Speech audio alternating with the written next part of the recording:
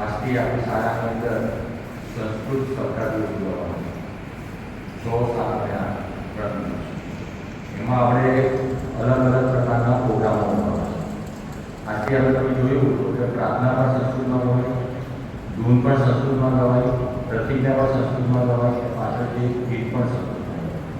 રીતે રોજ આપણે 3 દિવસ સુધી આ સંસ્કૃતની અંદર બધું જ કરવાનું. પ્રદર્શન પણ સંસ્કૃતની અંદર કરવાનું છે, રેલી પણ કાઢવાની છે અને રંગોળી સ્પર્ધા પણ કરવાની છે, ગીતા પણ આપણે સંસ્કૃતની અંદર કરવાનું. બધું જ આપણે સંસ્કૃત સપ્તાહ ઉજવવાનું છે. સંસ્કૃત સપ્તાહ કેમ ઉજવવો પડે? ઉપર લેના કે તો કહેતા હતા કે મારા કચ્છમાં તો કે દર વર્ષે ઉજવાય. આપણે સરકારશ્રીએ એવો પરિપત્ર કર્યો આપણે જિલ્લા લેવલે કે આપણે આ સાલથી આપણે ચાલુ કરવાનું. સંસ્કૃતનું કેમ આટલું બધું મહત્વ? કેમ સરકારે મૂક્યું? જો દરેક વિષયનું મહત્વ હોય, દરેક ભાષાઓનું મહત્વ હોય, રીતે સંસ્કૃત એક અલગ જ મહત્વ છે. સંસ્કૃત એ આપણી પૌરાણિક ભાષા છે. તમે જો કે કોઈ પણ ભાષાનો જે જન્મ થયો એ સંસ્કૃતમાં થયો.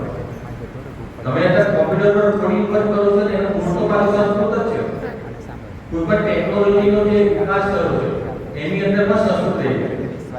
તમે જો કે એવા સંશોધન તમે અંદર ડીપમાં ઉતરો તો તમને એટલું તો ખબર પડશે કે આની પાછળ આપણી જે પૌરાણિક જે સંસ્કૃત ભાષા છે, પ્રાકૃત ભાષા છે, સંસ્કૃત કરતાં પણ જૂની ભાષા પાછી બીજી આવે પ્રાકૃત ભાષા.